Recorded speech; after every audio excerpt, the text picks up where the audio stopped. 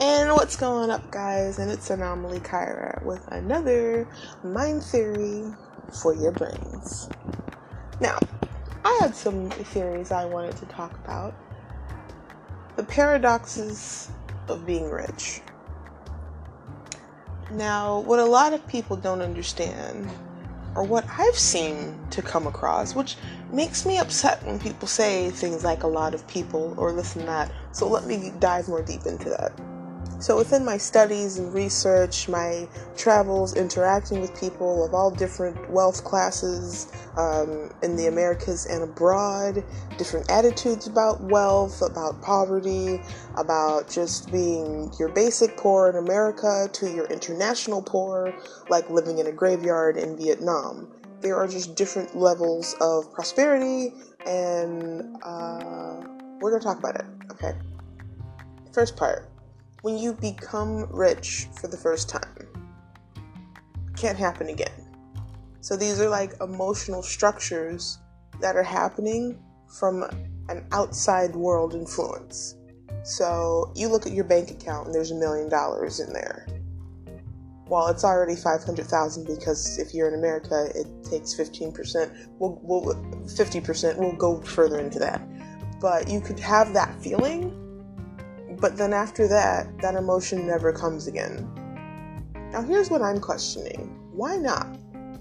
Why is it not just the same fascinating feeling after there's been enough repetition involved? Which took my mind to thinking, so repetition. If we get up every morning, or not if, we get up every morning, every evening, whatever time, and you sometimes repeat some things of your day, like per se, or you need to, even in a way of routine.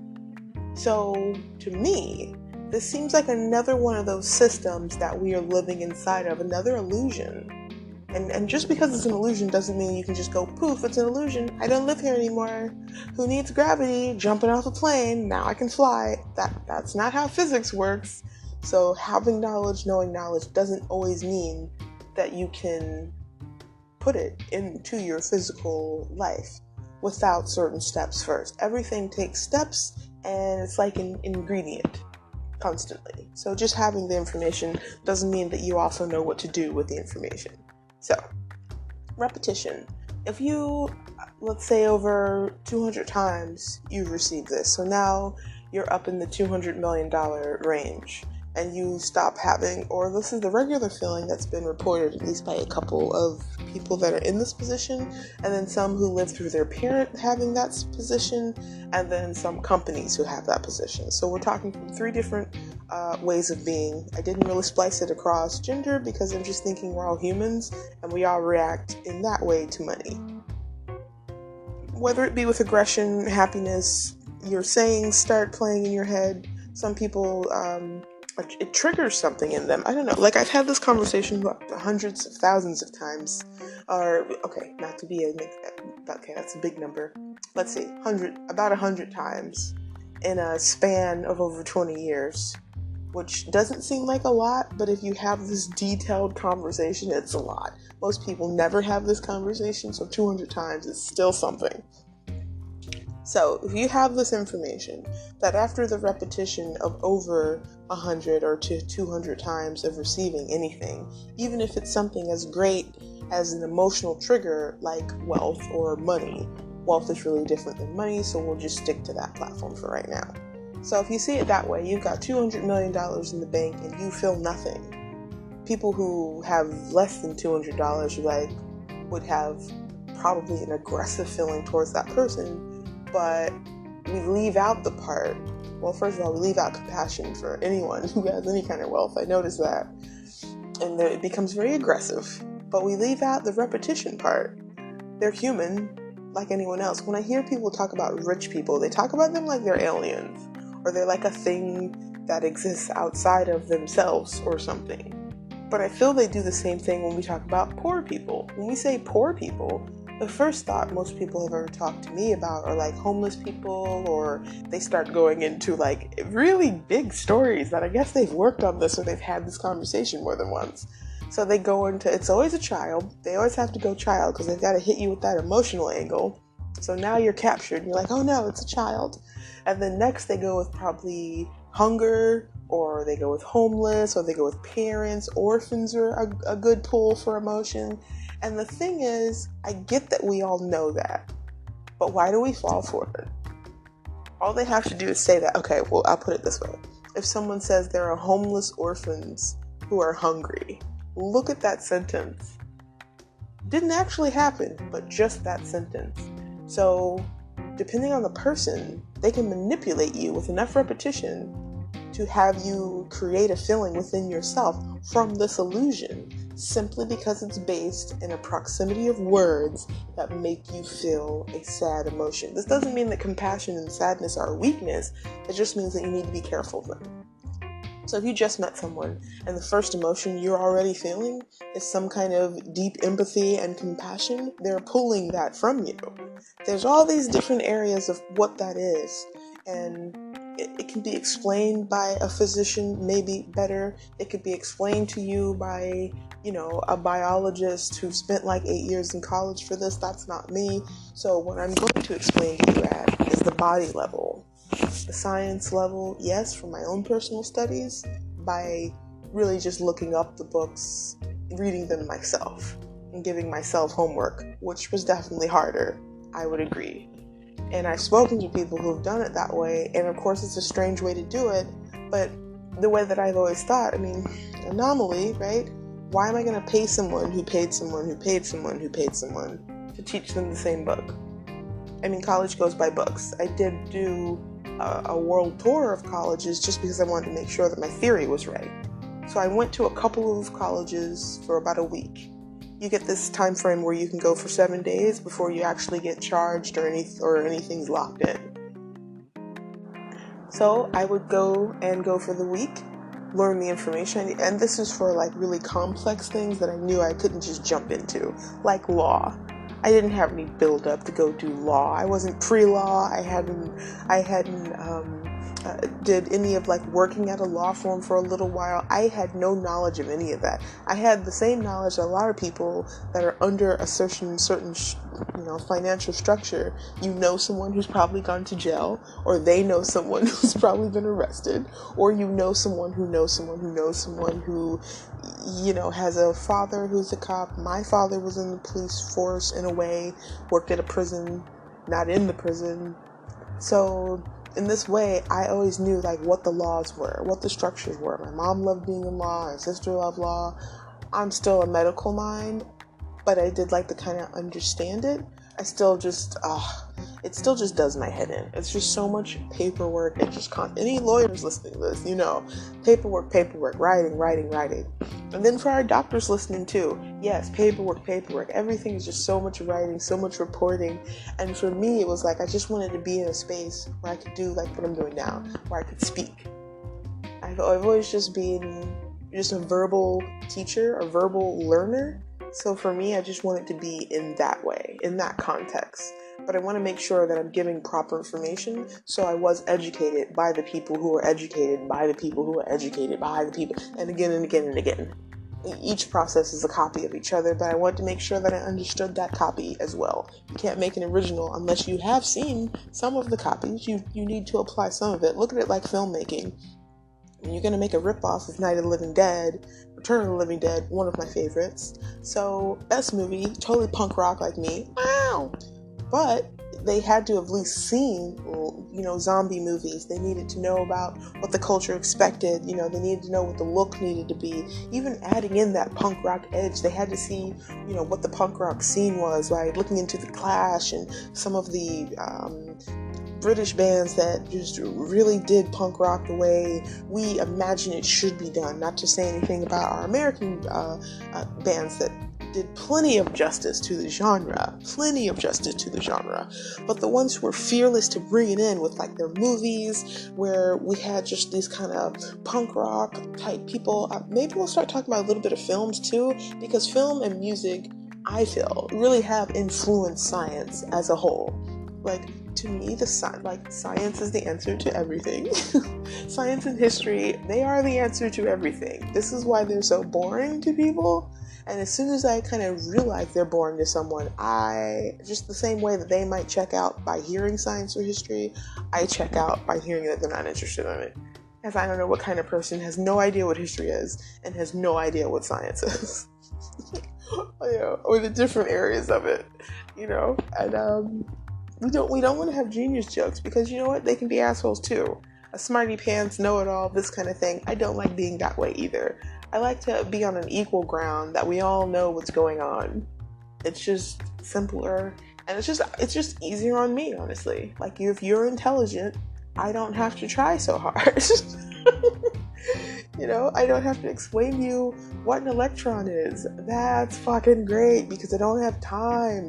I don't have time to teach you what oceanography is. I just want to talk to you about the toxicity of these oils being on these baby ducks and then them swimming back in and what that looks like. And yes, it died. And we're leaving so many dead minerals in there. And then we don't touch this water. We drink spring water. People think we drink ocean water, and there's so just the theories. The theories start making my head hurt. I have to just pull out of that whole area. And then it's like zoology, where we're like, isn't it so fascinating, about bumblebees and this kind of thing? And then I heard one person, I was in a conversation many years ago. Most of these conversations are from many years ago, because I've already done all this research and studies. Now this is just times later where I decided I should share this, because it exists. And I'm one of those people who can't really forget anything. So I have all of these experiences and interactions and conversations going. And I guess I should go ahead and, download them into the world, or the bigger internet at large, and we'll see, if it resonates with someone. If it doesn't, great. Either way, it's fine. I used to think feeling that way made me some kind of sociopath, where I was like, I don't feel anything. I feel nothing. I'm numb. I'm empty and dead on the inside. I've gone through so many things, and I've seen so many terrible things. Like at 5, not 5, I think like maybe 12, it's understanding that I wanted to, so I love Beetlejuice, and I kind of wanted to work in a morgue. And this, of course, scared the whole family. But in like a supportive way, I'm like, it's still a doctor. And still till today, I feel like there needs to be more respect to our morgue workers. They take care of us when we're dead. Like, that's your last stop.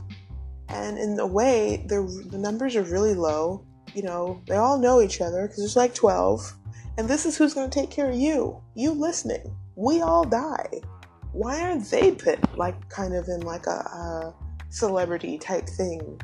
Like, I mean, the punk rock goth, like, sad Beetlejuice Lydia type person would love that. I would have a poster of like my local, morgue person.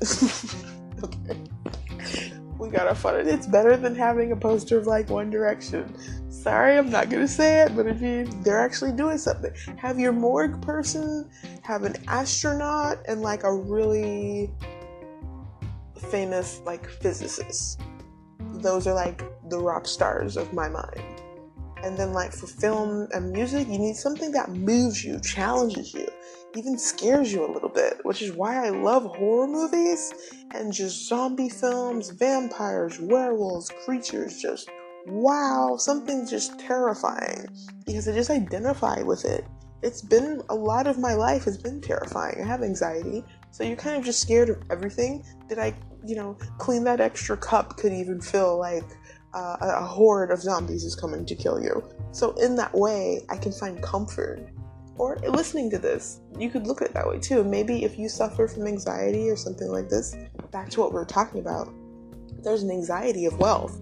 So if you're starting to have, like, this is a similar thing I started going through. So if you're starting to have this anxiety of having something where you're like scared, like if you have too many $100 bills in your wallet and you start feeling nervous, even though nothing's ever happened to you, but you start having these feelings of like, you're gonna get robbed, or you need to spend it, or none of this has ever happened to you, but these ideas just float into your vortex, and now they're just a part of you. These are some things that you can start doing about it. And I know it sounds silly, but give it a shot. Listen to some metal. I know. but try to like rock out. And I know that sounds strange, but that is like the best medicine. Find some like scary, creepy music and just rock out to it. Watch some horror films, disturb yourself, because you're already disturbed. You're already feeling this type of thing. And just like we've all heard a lot of these repeating scenarios, but I think they're still good to repeat. So you're already floating in the middle of nowhere. There are no tethers. Yeah, we're back to tethers. I think I'm going to put that on some of the merch, because I've heard some people say that about me. I'm not sure if I said it right. Did I say it right? I do have an accent. So there's nothing tying you to anything. I know we have things like family ties, relationship ties, work ties, goal ties, children ties, all kinds of stuff like that, but they're not real, actually. I mean, some of them are good for your own benefit, like your health, because no one likes to feel alone and this kind of thing. But you look at someone who's like, let's talk about the orphans, because I have an affinity to this, because actually I know people who were orphans. The families were murdered. Of course, this isn't going to be an American, but so I'm lucky enough to have not had that situation, but I can have empathy for someone who went through that. So her family was, I believe, some like foresty area of Germany I didn't even know existed, but so her family was killed. I didn't go into detail because that's not really the time where you ask how. Like, it could have been a bear, it could have been a mafia, it could have been the police, could have been each other. I have no idea. It's just kind of the way she put it, and it was a little, not to say that there needs to be any kind of enthusiasm, but it was so empty I couldn't even read an emotion. Maybe, who knows? I don't want to second guess it, but she was a good person, so I didn't think she did it. We're moving on. But her family's killed. There's no one left. She's all on her own. She decided to go to college, get a career, really do something with her life. Met a great guy, she has children, and she's living a really good life. Or what we would add up to was impossible for someone in that position. Because it happened so young, in such a bad time to be going through that. It was right around the early 90s. So I would say like closer to me being born. So it's so detached from my own time frames. I love stuff from like the 1930s and no one's alive that was back then. I'm really fascinated with the 1500s and Julius Caesar and so I don't trap myself in a time frame. We're going to talk about things all across history, all across the time frames that have existed, because that's the real world. In its relative, it's like playing telephone. That's still real, but it has been translated through a couple of different eras by now. So I'm pretty sure 1 or 50,000 things was changed, edited, put this way, put that way, and everyone wants to get mad about that. But my whole thing is, since we know, it's okay. If we didn't know, that would be the scary thing. But it's fine, we know. But we still want to hear kind of what the message is, and we're going to infer it ourselves and continue corrupting it and twisting it, whether it be for the good or for the bad or whatever you want to trap that inside of. I also don't believe in that, because for those people who are locked into good and bad, they seem to be the same people who very freely release their boundaries depending on the situation. So for me, I don't like to think of things as like a good or bad. You need to think of things as a harm and consequence.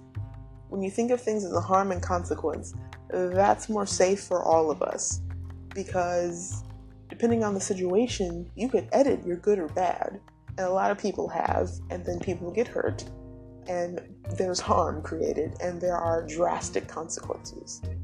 We'll go more into that next time.